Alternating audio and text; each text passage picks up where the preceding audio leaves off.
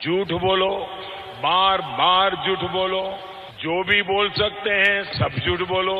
आज जो अनाउंसमेंट हुआ है एनपीआर को लेके, इसमें और एनआरसी में क्या फर्क है? क्योंकि ऑलरेडी लोग कहने लगे हैं कि ये बीजेपी सरकार के बैकडोर एंट्री के थ्रू एनआरसी ला रही है।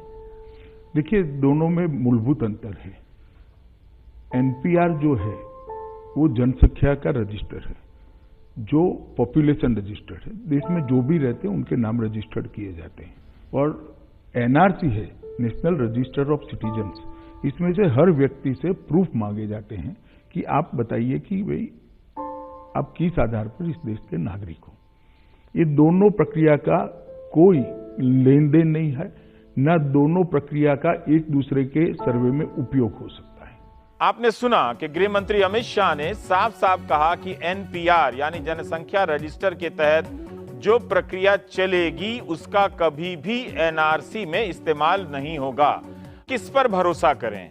गृह मंत्री के जुबानी बयान पर या फिर उनके मंत्रालय के लिखित जवाबों पर? गृह मंत्रालय की वेबसाइट पर देख सकते हैं, 2018-19 की रिपोर्ट है, पेज नंबर 262, 15वां चैप्टर। और इसकी 15वें चैप्टर की शुरुआत में कहा गया है कि एनपीआर एनआरसी की दिशा में पहला कदम है।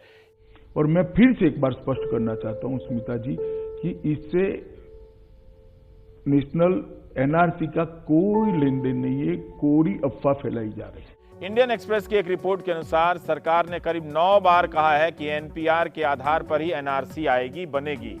9 बार जवाब दिया है तो जाहिर है गलती की कोई संभावना नहीं है। 21 अप्रैल 2015 को लोकसभा में गृह राज्य मंत्री हरिभाई चौधरी ने जवाब दिया था कि सरकार ने तय किया है कि एनपीआर पूरा होना चाहिए और उसे अंजाम पर ले जाना होगा जिससे एनआरसी बनेगी।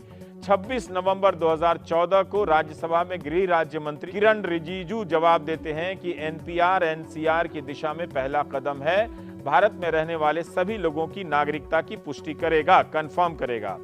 2014 से 2016 के बीच तत्कालीन गृह राज्य मंत्री किरण रिजिजू ने तो संसद में 7 बार जवाब दिए हैं कि नेशनल पॉपुलेशन रजिस्टर एनपीआर के बाद एनआरसी आएगी, नागरिकता रजिस्टर। जनसंख्या रजिस्टर को लेकर गृह मंत्रालय के सारे जवाब, दस्तावेज एक ही बात करते हैं, सिर्फ अमित शाह ने अलग बात कही। तो मैं पहले ये स्पष्टता कर देना चाहता हूं कि एनपीआर का कोई भी डेटा एनआरसी के उपयोग में आ ही नहीं सकता, क्योंकि ये अलग प्रक्रियाएं हैं। एनपीआर के लिए जो अभी प्रक्रिया चलेगी, इसका उपयोग कभी भी एनआरसी के लिए नहीं हो सकता। दो कानून भी अलग है। कानून में ही, रूल्स में ही स्पष्ट किया गया है कि एनआरसी का पहला कदम एनपीआर है। एनपीआर की बात है 1955 के नागरिकता कानून के भीतर, जिसमें बदलाव कर 2003 में वाजपेयी सरकार ने जोड़ा था कि देश के नागरिकों को पहचानने और रजिस्टर करने के लिए एक एनआरसी बनाई जा सकती है। अगर यह रजिस्टर बनेगी तो उसके नियम क्या होंगे, तब बताया जाता है कि सबसे पहले जनसंख्या रजिस्टर बनेगा। मैं जब कह रहा हूं दो कानून अलग है, इसका कोई सर्वे एनआरसी के काम में आ ही नहीं सकता। सिटीजनशिप रूल्स हैं 2003 के, उनमें स्पष्ट लिखा गया है कि जो एनपीआर होगा और जो उससे जानकारी ली जाएगी हर एक व्यक्ति और परिवार के बारे में, तो वो जानकारी एक लोकल रजिस्ट्रार यानी एक सरकारी अफसर उसकी जांच करेगा। और जांच क्यों करेगा? एक एनआरसी बनाने के लिए। तो वो कानून में लिखा गया है कि जो जानकारी मिलेगी एनपीआर से उसके आधार पर एनआरसी बनेगा। इसलिए कंफ्यूजन न करिए कि एनपीआर और एनआरसी के बीच में कोई संबंध ही नहीं है। क्या इसमें ये झूठ है, झूठ है, झूठ है। मेरी सरकार आने के बाद 2014 से आज तक मैं 130 करोड़ देशवासियों को कहना चाहता हूं, कहीं पर भी एनआरसी शब्द पर कोई चर्चा नहीं हुई है, कोई बात नहीं हुई है। प्रधानमंत्री ने ठीक कहा है कि ना कैबिनेट में चर्चा हुई, ना पार्लियामेंट में एनआरसी ये एक्ट में किसी ने कहा है। आप भूल गए होंगे या कई बार लोग ध्यान से नहीं सुनता है, जब राष्ट्रपति अपना अभिभाषण पढ़ते हैं उसमें एनआरसी का जिक्र है, जिसके बारे में अमित शाह नहीं बताते हैं। और राष्ट्रपति का अभिभाषण वही होता है जो इस सरकार का फैसला होता है, उसका विचार होता है। नेशनल रजिस्टर ऑफ सिटीजन्स की प्रक्रिया को प्राथमिकता के आधार पर अमल में लाया जाएगा।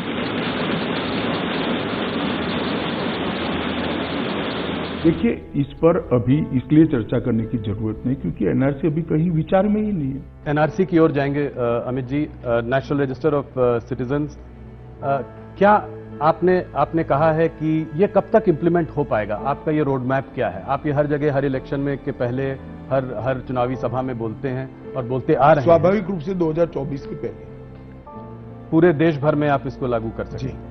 हम इस पर बिल्कुल साफ है कि इस देश में एनआरसी होकर रहे। मानकर चलिए एनआरसी आने वाला है। देश भर के अंदर नेशनल रजिस्टर ऑफ सिटीजन्स को हम लेकर आएंगे। एनआरसी की प्रक्रिया देश भर में होगी? नहीं, देश भर में करना ही चाहिए। इसका नाम ही national citizen register of citizens है। मुझे तो समझ में नहीं आता कि इस प्रकार की पॉलिटिक्स कर रहे हैं। पर सर, हकीकत ये भी तो है कि जब आप एनआरसी की बात करते हैं और आपने मिशन बनाया और जो आप कहते हैं उसको देश की जनता बहुत गंभीरता से लेती है कि 2024 तक आप एनआरसी की एक्सरसाइज को देश भर में कंप्लीट करेंगे। यहाँ पे कई सारे अशिक्षित गरीब परिवार हैं जिनके पास कोई दस्तावेज नहीं है, वो कहाँ साबित करेंगे? आसाम में भी हमने देखा कि फौजी फैमिलीज जो कि 1971 की लड़ाई में रह चुके एक पूर्व राष्ट्रपति का परिवार वो नहीं दिखा पाए। विपक्ष तो ये कहता है कि ऐसे दौर में जब कई सारे लोगों को अपनी यूनिवर्सिटी की डिग्री दिखाने में दिक्कत होती है, ये गरीब लोग कहाँ से दिखाएंगे अपना दस्तावेज? और हम लोग सिर्फ आउटकम देख रहे हैं, आप उसका प्रोसेस देखिए।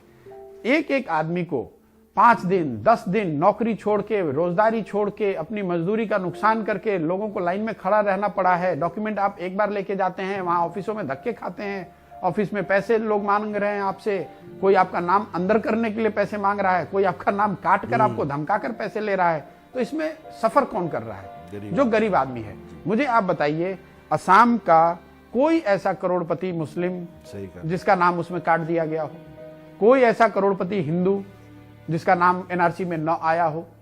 जिन 19 लाख 20 लाख लोगों का नाम नहीं आया है वो ज्यादातर लोग गरीब तबके के हैं। इसलिए मैं इसको बहुत एम्फेटिकली कहना चाहता हूं, अगर एनआरसी जैसे एक्सरसाइज हम लोग देश में करेंगे उससे गरीब तबके के लोगों को बहुत भारी तकलीफ हो सकती है। और जनता समझने भी लगी है, इसलिए धीरे धीरे अब यू टर्न हो रहा है। तो मैं सार्वजनिक रूप से एएनआई को कह रहा हूं, पूरा देश सुनेगा इसको, कि आप शंका निकाल दीजिए कि ये डेटा का उपयोग एनआरसी बनाने में होगा या यही एनआरसी है।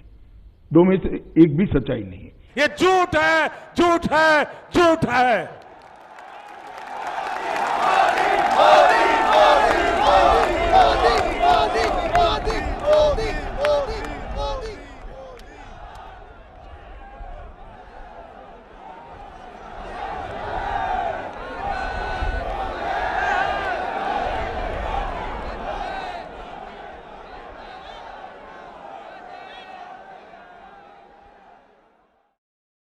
अमित शाह जी, इससे 2-3 सवाल खड़े होते हैं। एक सवाल तो सबसे पहला ये कि अगर हम करें तो करें क्या, बोले तो बोले क्या? अगर थोड़ा सा भी भगवान ने दी हो तो जरा उपयोग करो। और इसलिए मैं कहूंगा, टैप रिकॉर्ड की मत सुनो, उनके टैप रिकॉर्ड की मत सुनो, हमारे ट्रैक रिकॉर्ड को देखो।